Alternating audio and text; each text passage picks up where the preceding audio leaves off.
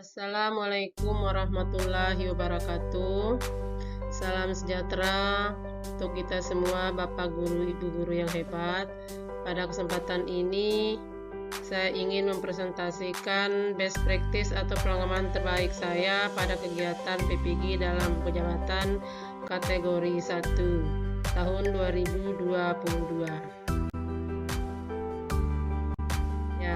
Sebelumnya saya ingin memperkenalkan diri. Nama saya Nur Hayati, SPD SD, nomor UKG 2015 03260671, peserta PPG dalam jabatan kategori 1 tahun 2022.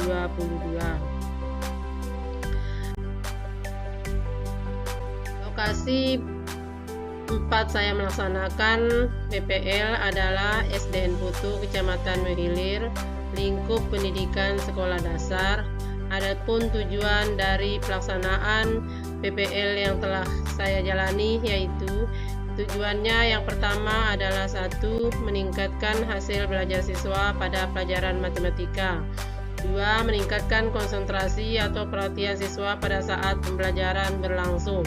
Nah, tanggal pembuatan best practice ini adalah hari Senin tanggal 26 September tahun 2022.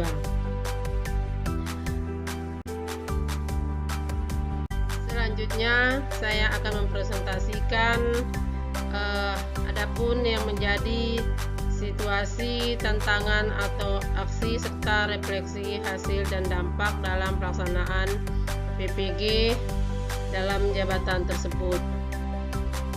Pelaksanaan PPL di dalam PPG dalam jabatan tersebut. Yang pertama, saya akan mempresentasikan tentang situasi yang terjadi pada saat saya menjalani kegiatan PPL di lapangan. Adapun kondisi yang menjadi latar belakang masalahnya adalah 1. Kurang minat pada pelajaran matematika. 2. Guru kurang menguasai konsep. 3. Tidak berani menjawab karena takut salah. Jadi yang keempat adalah siswa kurang berlatih. 5. Penerapan model ataupun media yang belum tepat dalam pembelajaran. Yang keenam ada pembelajaran yang monoton. Jadi yang melatar belakangi daripada kondisi rendahnya hasil belajar siswa pada pelajaran matematika itu adalah 6 poin yang cukup menjadi permasalahan di dalam lingkungan sekolah saya. Nah, dari persoalan ini kemudian menjadi rujukan untuk saya tindak lanjuti pada RPP aksi 1. Adapun persoalan yang kedua yang muncul di dalam yang saya angkat pada PPL di aksi kedua adalah karena pertama terlalu banyak tugas yang diberikan sehingga anak-anak merasa bosan. Kemudian yang kedua, ada teman yang suka mengganggu. Ketiga, materi yang diberikan guru sulit dimengerti. Keempat, masalah dengan orang tua di rumah. Jadi ini termasuk faktor eksternalnya. Dan 5, tidak sarapan pagi. Juga termasuk faktor eksternalnya. 6, siswa bermain pada saat pembelajaran berlangsung. 7, siswa mengobrol saat pembelajaran berlangsung. Jadi yang muncul permasalahan yang muncul di sini adalah faktor eksternal dan faktor internal. Nah, dari permasalahan yang muncul ini sekaligus menjadi rujukan pada RPP aksi 2 yang saya laksanakan pada Sekolah Dasar Negeri Putu. Berlanjut ke situasi pertanyaan berikut adalah mengapa praktek ini penting dilakukan. Nah, ini penting dilakukan karena 1. Untuk merubah pola pembelajaran yang konvensional. Artinya pembelajaran yang selama ini biasa-biasa saja dan saya ingin merubahnya menjadi merubah gaya mengajar kita pada guru pada umumnya dan saya pribadi khususnya. Kemudian yang kedua, memotivasi guru untuk dapat merancang pembelajaran yang kreatif, inovatif, dan menyenangkan dengan menggunakan pembelajaran berbasis TIK. Nah, sesuai dengan apa yang diamanatkan dalam pendidikan PPG ini, kita diharapkan menjadi guru yang profesional, yang bisa membawa perubahan untuk guru yang bisa berinovasi dan kreatif pada abad 21 ini. Kemudian yang ketiga, dapat dijadikan rujukan dalam memilih strategi dan model pembelajaran yang tepat untuk mengatasi masalah yang terkait proses pembelajaran di dalam kelas. Nah, itu adalah 3 poin menjadi praktek ini penting dilakukan. Kemudian, apa peran dan tanggung jawab dalam praktek ini? Nah, peran dan tanggung jawab saya dari masalah yang muncul di dalam aksi 1 dan aksi 2 tersebut, saya merasa bertanggung jawab untuk mengatasi masalah yang terjadi di dalam kelas dengan mencoba berdiskusi dengan teman sejawat dan pihak terkait lainnya dalam rangka meminta tanggapan dari persoalan yang saya hadapi di dalam kelas selama ini. Itu adalah peran dan tanggung jawab saya. Kemudian masuk ke poin tantangannya, yang menjadi tantangan untuk mencapai tujuan tersebut dipengaruhi oleh beberapa faktor kelemahan. Faktor kelemahan pertama penyebab rendahnya hasil belajar siswa pada pembelajaran matematika pada aksi 1, yakni 1. Pendekatan guru dalam pembelajaran belum tepat karena keterbatasan kompetensi. Nah, ini perlu sangat disadari. Permasalahan yang muncul selama ini, salah satu penyebabnya adalah keterbatasan kompetensi guru. Kemudian yang kedua, keterbatasan waktu dan biaya. Di sini dimaksudkan tentang keterbatasan waktu dan biaya adalah di mana daya dukung untuk kita membawa untuk berubah menjadi untuk meningkatkan perubahan pada pembelajaran kita tidak terlepas daripada waktu dan biaya yang perlu disiapkan. Kemudian yang ketiga, minimnya kreativitas dan inovasi dalam mengembangkan model pembelajaran. Nah, ini juga saya menyadari kreativitas dan inovasi ini masih kurang dan perlu dikembangkan karena guru pada umumnya, terutama untuk saya pribadi, kemauan untuk berkembang itu masih kurang karena kami merasa guru itu masih nyaman dengan model pembelajaran yang konvensional. Nah, faktor kelemahan kedua penyebab siswa kurang fokus pada saat pembelajaran berlangsung pada aksi 2 yaitu 1. Guru belum maksimalkan penggunaan strategi dan metode pembelajaran. Di mana kenapa guru belum maksimal? Karena guru itu masih kurang pemahamannya tentang dalam rangka menyiapkan strategi-strategi yang pas dan penggunaan metode-metode pembelajaran di dalam kelas. Nah, itu tadi karena apa? Di mana guru masih nyaman dengan gaya mengajar yang konvensional. Kemudian yang kedua, cara mengajar yang monoton. Nah, di atas sudah disinggung tadi bahwa guru itu masih nyaman dengan pola-pola lama, yaitu model pengajaran yang konvensional. Akhirnya tidak menutup kemungkinan muncul banyak sekali persoalan-persoalan di dalam kelas. Kemudian yang ketiga, faktor eksternal dan internal peserta didik. Dan ini juga tidak bisa kita pungkiri, faktor eksternal itu misalnya terutama dari orang tua. Kalau kurang daya dukung dari orang tua, ditambah lagi dari faktor anaknya sendiri, otomatis permasalahan akan banyak yang muncul terjadi di dalam kelas. Nah, kemudian siapa saja yang terlibat? 1. Siswa sebagai subjek pembelajaran, 2. Guru sebagai fasilitator, 3. Dosen pembimbing dan guru pamong, 4. Kepala sekolah dan teman sejawat.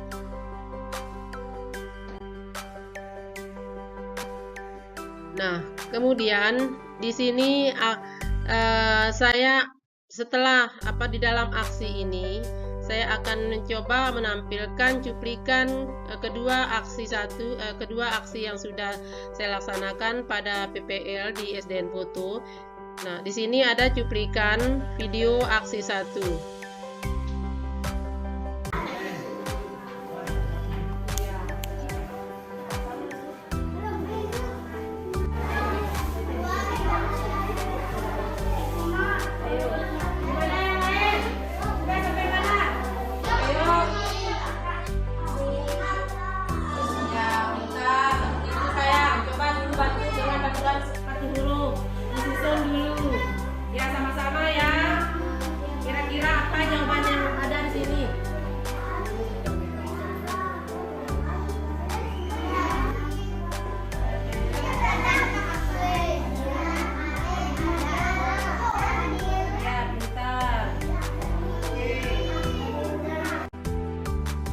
Ya, selanjutnya ini adalah cuplikan video aksi 2. Kalian tempel nama jenis olahraga itu di RKP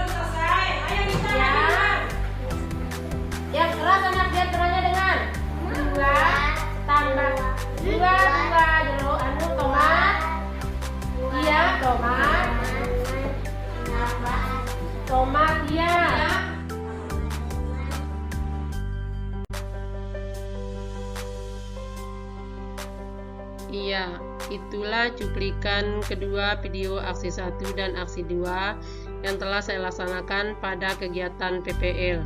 Nah, kemudian adapun langkah-langkah yang dilakukan untuk menghadapi tantangan tersebut adalah: 1. Berdiskusi dengan teman sejawat tentang permasalahan yang terjadi. Yang kedua, memilih metode, media, dan pendekatan dengan mempertimbangkan karakteristik materi dan karakteristik peserta didik. Yang ketiga, merencanakan aksi pembelajaran 1 dan 2 sesuai dengan yang direncanakan.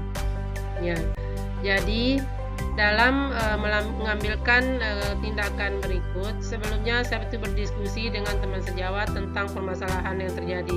Jadi permasalahan yang terjadi dalam kelas saya diskusikan dulu dengan teman-teman. Kemudian setelah itu dari hasil diskusi itu saya merencanakan bagaimana saya memilih metode, media, dan pendekatan dengan tetap mempertimbangkan karakteristik materi dan karakteristik peserta didik. Artinya di sini saya tidak meninggalkan bagaimana cara belajar, karena kita sadari cara belajar daripada anak-anak itu berbeda. Jadi kita harus tetap mempertimbangkan bagaimana pola pendekatan kita agar tujuan daripada pembelajaran itu tersampaikan. Kemudian yang ketiga, baru kita merencanakan aksi pembelajaran 1 dan 2 sesuai dengan rencanakan. Ketika itu sudah kita anggap final, kita anggap matang, maka aksi akan kita laksanakan. Nah, kemudian yang berikutnya adalah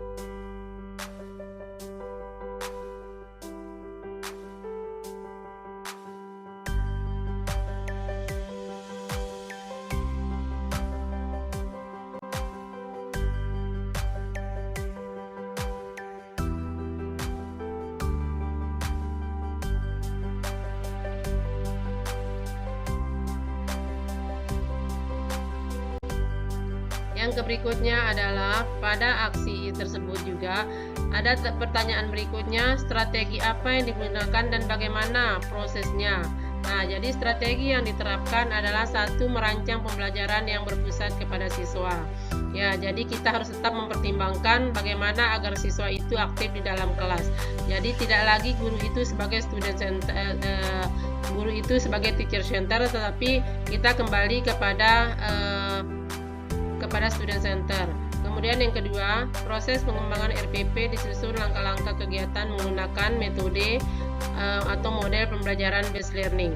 Nah, kenapa kita menggunakan model PBL pada pembelajaran ini? Karena kita sudah mempertimbangkan secara matang karakter materi maupun karakteristik daripada anak yang akan kita ajar. Kemudian yang ketiga, penggunaan media pembelajaran yang menarik sesuai dengan materi dan karakteristik siswa, mulai dari mengamati lingkungan sekitar dan video, serta penggunaan media konkret semakin menambah keaktifan siswa dalam belajar. Nah, kemudian yang keempat, bahan ajar diterapkan semakin memudahkan guru dan siswa dalam proses penyampaian pesan tujuan pembelajaran. Yang ketiga, menghadirkan LKPD yang memancing keaktifan siswa dalam belajar. Kemudian yang kedelapan, instrumen penilaian yang digunakan sebagai rujukan untuk menilai kegiatan siswa dari awal hingga akhir pembelajaran, sehingga keberhasilan ataupun kegagalan diperoleh siswa dalam kegiatan belajar dapat diukur. 7. Menggunakan pendekatan saintifik, mengamati, menanya,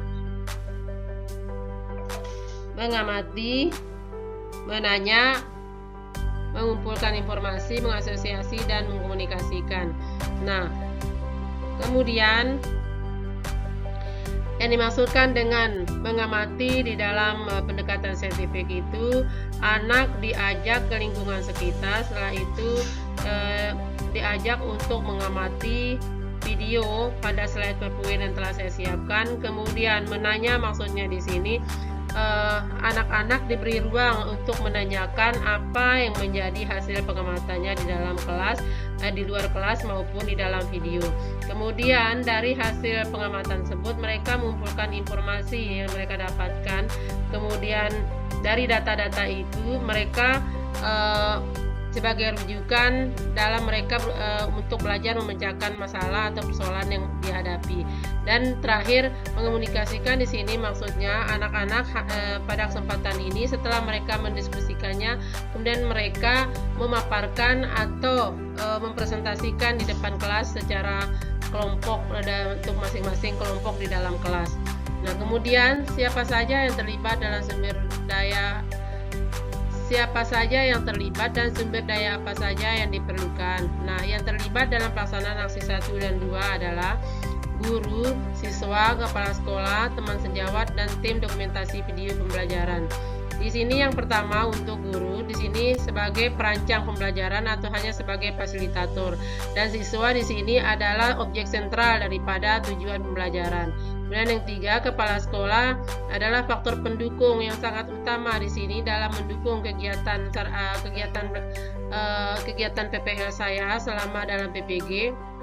Dan kemudian keempat, teman sejawat selaku teman saya berdiskusi untuk membantu saya mendiskusikan permasalahan-permasalahan yang terjadi selama ini. Dan tim dokumentasi video pembelajaran adalah juga menjadi tim saya yang untuk mewujudkan daripada prasyarat tugas yang ditugaskan di dalam PPG ini. Kemudian sumber daya yang diperlukan dalam aksi 1 dan 2 adalah sumber daya yang diperlukan itu adalah kemampuan atau kompetensi kreativitas dalam merancang RPP yang membuat siswa dapat belajar menyenangkan sesuai dengan perkembangan dan karakteristik peserta didik. Nah, di sini yang dimaksudkan kemampuan atau kompetensi siapa, yaitu adalah guru sendiri sebagai tulang punggung atau sebagai pembawa perubahan di dalam mewujudkan pembelajaran yang menyenangkan tersebut. Kemudian dampak dari aksi dari langkah-langkah yang dilakukan adalah hasilnya sangat efektif. Hal ini ditunjukkan dengan 1. Desain kegiatan dengan menggunakan model PBL sangat membantu keaktifan dan semangat belajar siswa. Dan itu sudah ditunjukkan tadi di dalam video pembelajaran dibuktikan. Dan kemudian rasa percaya diri siswa terlihat dalam kegiatan mengamati video, diskusi, dan presentasi. Di sini siswa betul-betul terlihat semangat, rasa percaya dirinya kuat di dalam mengamati video, diskusi, dan presentasi. 3. Gairah belajar tinggi karena penyajian materi dikaitkan dengan dunia nyata atau lingkungan sekitar mereka. Yang keempat, memiliki kepuasan tersendiri pada diri siswa karena hasil yang didapat adalah bagian dari proses atau informasi baru yang diperoleh dari belajar mandiri. Kelima, dengan menggunakan pendekatan saintifik, suasana atau interaksi guru dan siswa sangat hidup. Nah, dari hasil yang ditunjukkan ini dapat kita saksikan tadi pada kedua video dari aksi 1 dan aksi 2. Di sana terlihat sekali semangat, rasa percaya dirinya anak-anak itu dalam kegiatan pembelajaran. Kemudian, bagaimana respon orang lain terhadap strategi yang dilakukan? Nah, responnya adalah rekan-rekan guru itu sangat mengharapkan kepada saya agar pengalaman yang saya dapatkan terkait penerapan model ataupun strategi yang digunakan dibagikan kepada mereka untuk diterapkan di kelasnya masing-masing, terutama teman-teman yang belum sertifikasi, karena di mana mereka itu masih sangat minim pengalaman untuk menerapkan pembelajaran model-model pembelajaran yang menyenangkan ataupun pembelajaran yang menggunakan pendekatan IT.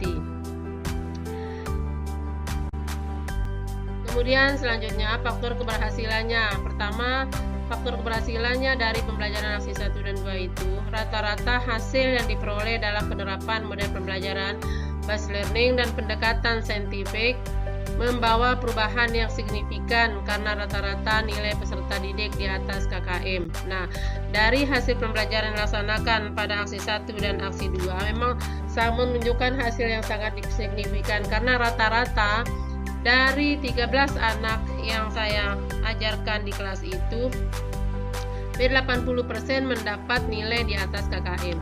Kemudian yang kedua, keberhasilan ataupun kegagalan yang muncul tergantung dari pribadi guru dalam merefleksikan diri terhadap kegiatan yang telah dilakukan. Nah, ini sangat penting sekali untuk kita Bapak Ibu guru diperhatikan. Kalau kita tidak punya niat untuk berubah pola kebiasaan daripada cara kita mengajar dari pola konvensional ke pola yang lebih baik, yang sesuai dengan pendidikan abad 21 itu, saya kira faktor keberhasilan itu sangat minim untuk kita dapatkan.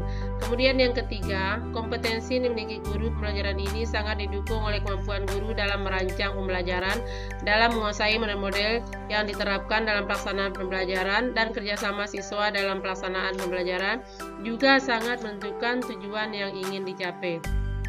Nah, demikian juga faktor keberhasilan salah satunya lagi yang harus dimiliki oleh guru, yaitu kemampuan guru untuk belajar dengan berbagai macam sumber, baik itu referensi dari YouTube, dari jurnal, ataupun dari hasil pelatihan-pelatihan, ataupun hasil diskusi dengan teman sejawat maupun dengan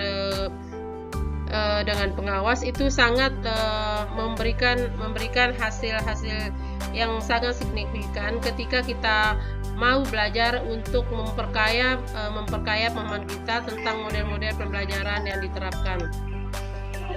Kemudian pembelajaran yang diambil, guru harus kreatif dan inovatif dalam merancang pembelajaran sehingga membuat pembelajaran lebih makna. Nah, jadi pembelajaran yang diambil itu perlu kita sadari bahwa ketika kita mau berubah atau mempunyai tujuan untuk merubah anak-anak kita agar lebih cepat paham atau lebih fokus dalam pembelajaran atau agar hasil belajar lebih meningkat, maka kita itu harus berusaha menjadi guru yang kreatif dan inovatif dalam merancang pembelajaran sehingga membuat pembelajaran lebih bermakna. Nah, kemudian adapun rencana tindak lanjut dari pribadi saya untuk sebagai sehingga pembelajaran yang kita harapkan ke depannya bisa lebih baik, yaitu yang pertama, niat guru untuk berubah. Jadi kalau guru tidak punya niat untuk berubah, saya kira apa yang kita cita-citakan itu tidak akan tercapai. Kemudian yang kedua, membiasakan diri mencoba hal-hal baru atau merancang pembelajaran inovatif agar siswa lebih termotivasi untuk belajar. Nah, itu yang harus kita tekankan di dalam diri kita pribadi. Kemudian yang ketiga, nah ini yang utama, memotivasi diri dengan prinsip belajar sepanjang hayat karena pendidikan terus berkembang sesuai zamannya. Kemudian yang keempat, memperbanyak referensi tentang model pembelajaran berbasis TIK. Yang keenam, mempertahankan dan meningkatkan apa yang sudah dilaksanakan dengan baik dalam pembelajaran. Ya, kiranya hanya itu yang bisa saya presentasikan dari hasil pekerjaan atau best practice saya dalam mengikuti PPL aksi 1 dan aksi 2 dalam PPG tahun 2022. Terima kasih. Wassalamualaikum warahmatullahi wabarakatuh.